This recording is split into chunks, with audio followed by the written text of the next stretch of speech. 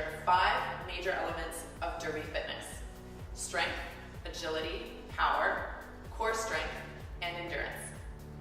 There's a 6th element that you also need: flexibility.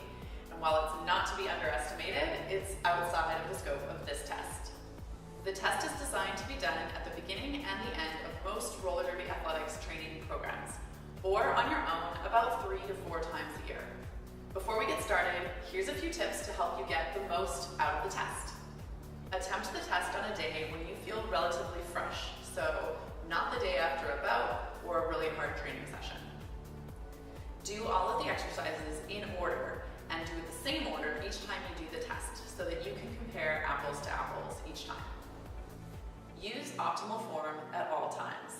Watch the video, check your form in a mirror or ask a friend for help, and make sure you're getting it right. And finally, remember that the only person in this test that you're competing against is yourself. So don't worry about it if your scores aren't where you hope they would be. That's why you're here, to improve. So try your best, and just remember, Booty loves you even if you can't do full push-ups. With that, let's get cracking. The cadence push-up test is first. You'll need a metronome or a digital metronome set to 40 beats per minute. You'll do 1 push-up for every 2 beats of the metronome. That's 3 seconds each. It's the top beat that matters. The bottom beat is just a guideline. Keep going for as many reps as you can while keeping in time and maintaining good form. Stop after you miss 3 cadences in a row. Your score should exclude these last 3 reps. Some points about form. In the down position, your elbows should be making about a 45-degree angle with your body. Your wrists should be about shoulder width apart. Bend all the way to 90 degrees at the bottom of the push-up. Get someone to watch and keep you honest. If you can't yet perform full push-ups, no problem. You can test yourself doing knee push-ups like this. The agility test is up next. Here you'll just need to tape out a cross on the floor, about 3 feet by 3 feet, as shown here. You'll also need a stopwatch or a countdown timer. Begin outside the back left corner of the cross. Start the timer and jump into the back left quadrant, then into each quadrant in a clockwise order without touching the line. Your goal is to hit as many quadrants as possible in 10 seconds. It's best to have a friend help you time and count. Here's the test at full speed.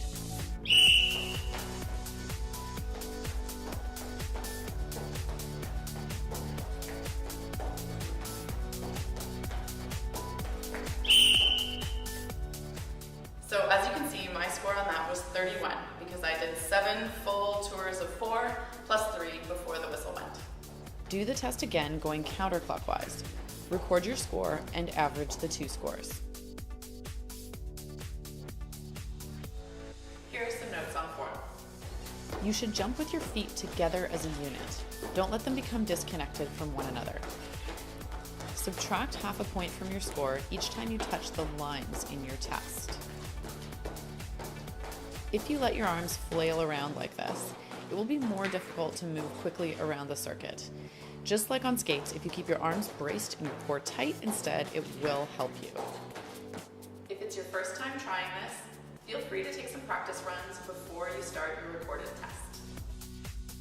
For the vertical leap test, you'll need a measuring tape or a yardstick. Tape it to the wall up high. It doesn't matter exactly at what height you set it up. This is a standard test used by many sports and employers to demonstrate leg power. You simply jump as high as you can and measure the difference from your standing reach to your reach at the top of the jump. Here are some tips to help you out. First, you can have a friend stand on a chair and read your high point measurement, or you can use a piece of chalk to mark as you jump. Second, the height of your leap is directly related to how deep you bend and how quickly you descend. Bend deeply and quickly like you're coiling a spring. Next up, we have the core test. As you know, a strong core is essential for balance, but it also helps with agility and injury prevention. The test works like this. At each stage, your goal is to perform a single sit-up without using momentum and without letting your feet rise off the floor. You must do this test barefoot. Here's a demonstration of each of the stages. In stage 1, you bring your wrists as far as your knees. Stage 2, go just a little bit further, elbows to knees.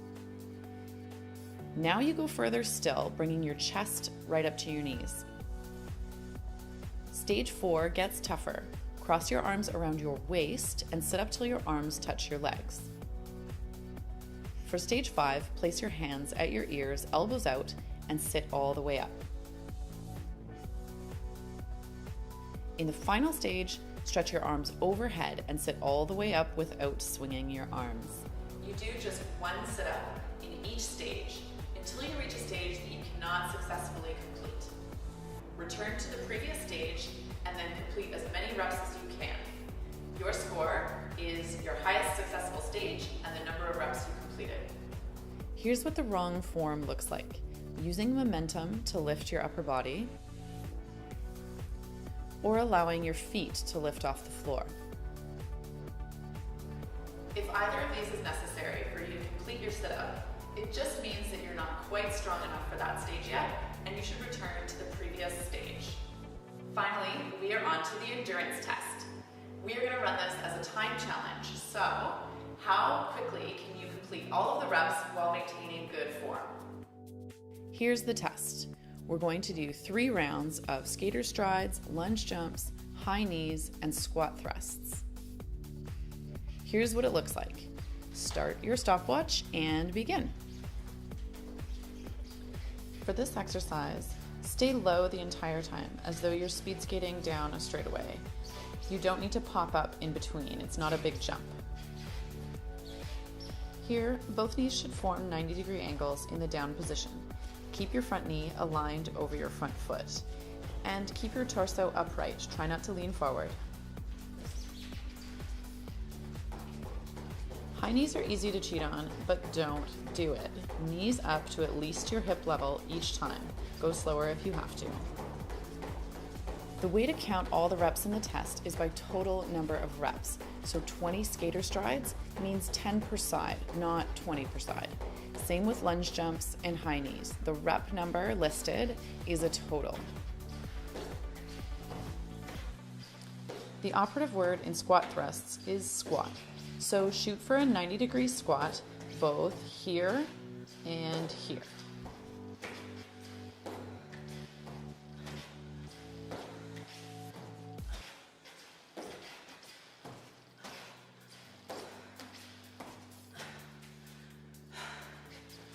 So that's what one round of the exercises looks like.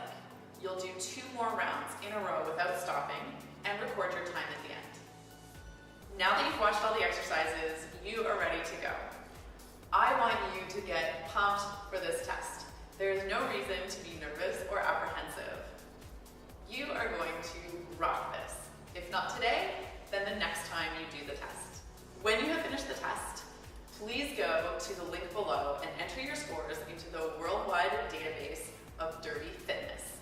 It's completely anonymous, but your scores will help others in the community understand how they measure up to skaters from around the world. You can also print off the test instructions from the website. I'm so proud of you for being a rock star and being willing to draw this line in the sand for yourself today. Good luck on the test and have fun.